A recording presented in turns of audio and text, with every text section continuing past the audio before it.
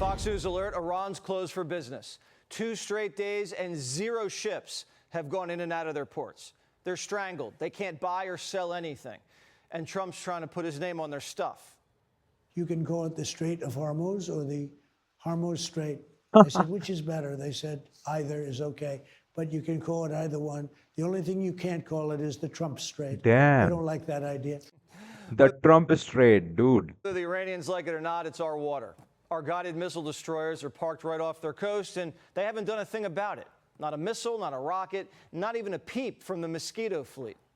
10 tankers with Iranian oil tried to US blockade turns away 10 oil tankers. And you obviously heard the CENTCOM's audio message they have for everyone. bust out, and we turned around all 10. Yes. Any ship that gets close, here's this. Listen. The U.S. has announced a formal blockade of Iranian ports and coastal areas. This is illegal action. All vessels are advised to immediately return to port if leaving and discontinue transit to Iran if that is your next port of call. Do not attempt to breach the blockade. Vessels will be boarded for interdiction. This is from the CENTCOM official message. Nobody came here, okay? These are transiting to or from an Iranian port.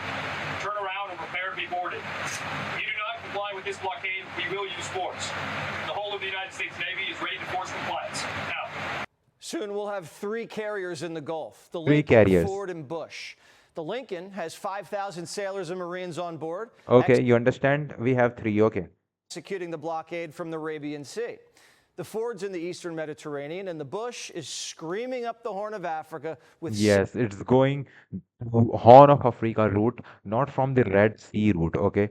3 US carriers in the Mid East soon. 6,000 men ready for anything. In a week or so, we'll have the USS Boxer, an amphibious assault ship. The Marines on board are conducting chemical, radiological, and nuclear threat training, just in case. Yes. The USS Tripoli is also pulling blockade duty. Here are the boys conducting on-board close quarters training. Yes, everybody is on the full throttle right now. Yes. These are the guys that rappelled down from choppers and seized the ship's captain. Yes, these are the guys. USS Tripoli is on blockade duty. This If a is what vessel they with do. Iranian cargo doesn't follow orders. The Navy's loving the blockade. You know Loving. who else is? Morning Joe. Yeah. He's hearing the same things we are.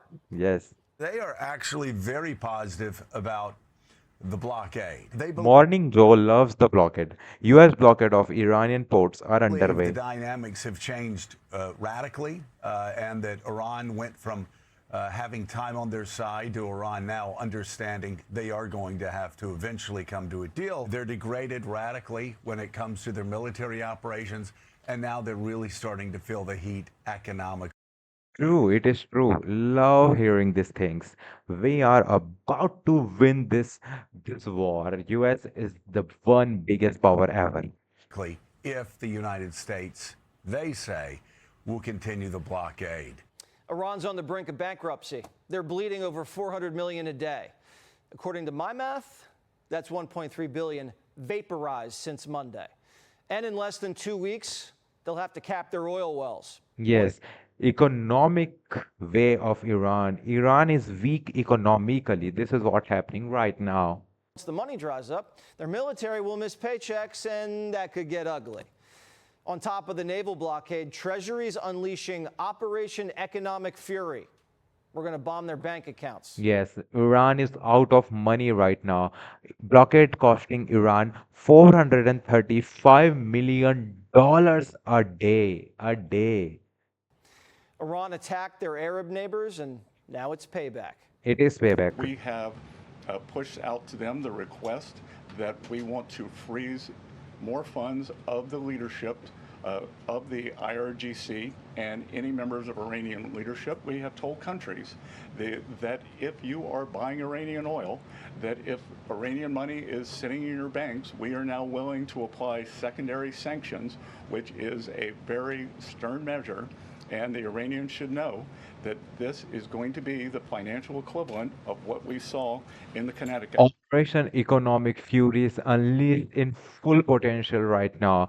Iran is financially down right now, and we let them. Activities. The regime's cooked. The commander-in-chief says we're deep into the 4th quarter, basically, and We're about this close to the mercy rule being called. I had to divert because if I didn't do that, right now you would have Iran with a nuclear weapon. And if they had a nuclear weapon, you would be calling everybody over there, sir. And you don't want to do that. Well, you keep saying was. Is this war over? I think it's close to over, yeah. I mean, I view it as very close to over. Yes, Trump said the war is officially not, but is it very close to over right You know what? now? If I pulled up stakes right now, it would take them 20 years to rebuild that country. And we're not finished. 20 You'll years. see what happens. I think they want to make a deal very badly. The Iranians want round 2 of peace talks. And the Chinese are begging him to go back to Pakistan because now Yes, Chinese who help Iran, we already know they are helping, or have something to say. Beijing starting to feel the heat. 2 Chinese banks received letters from the U.S. Treasury. I'm not going to identify the banks, but we told them that if we can prove that there is Iranian money flowing through your accounts, then we are willing to put on secondary sanctions. Xi Jinping got a bit prickly about the embargo. Now wants the whole war over. He sent a letter to Trump, a love letter. He's somebody that needs oil. We don't. He's somebody I get along with very well. Just wrote me a beautiful letter. He wrote you a letter? Yeah, he did. He responded to a letter that I wrote because I had heard that China is giving weapons to, I mean, you're seeing it all over the place, to Iran. That Yes, China's Xi Jinping sends a love letter to Trump, and it is official because Trump said it from his own mouth. Listen. Did he say giving he's giving weapons. them? Yeah, and I wrote him a letter asking him not to do that. And he wrote me a letter saying that essentially he's not doing that. Trump says the Chinese are actually happy that we're opening up the strait, saying this: Xi will give me a big fat hug when I get there in a few weeks. Yes, in few weeks, President Donald Trump is going to meet the Xi Jinping at China.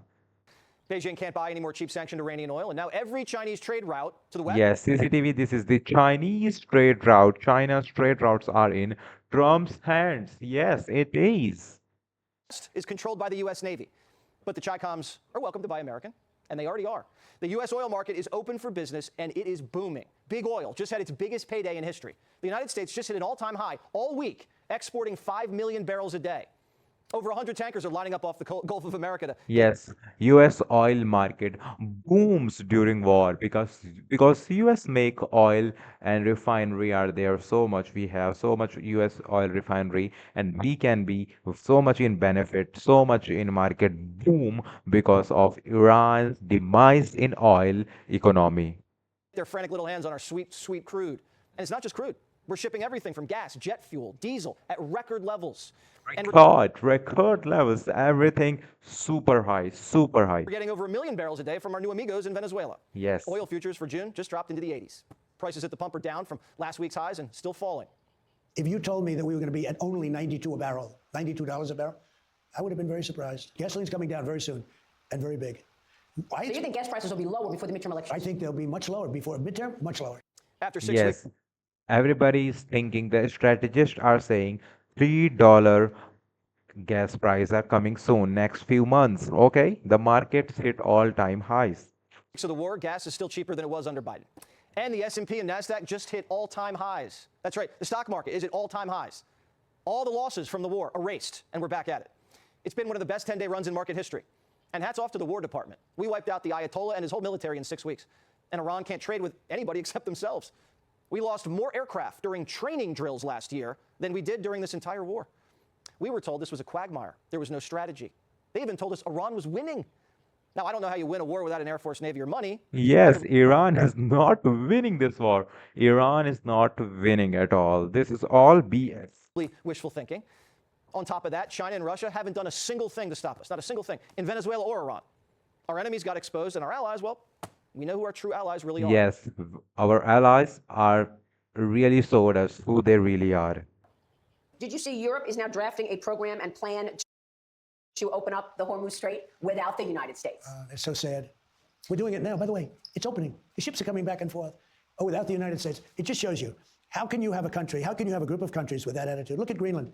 We should have Greenland to protect the world against Russia and China. This country should not be paying trillions of dollars to NATO.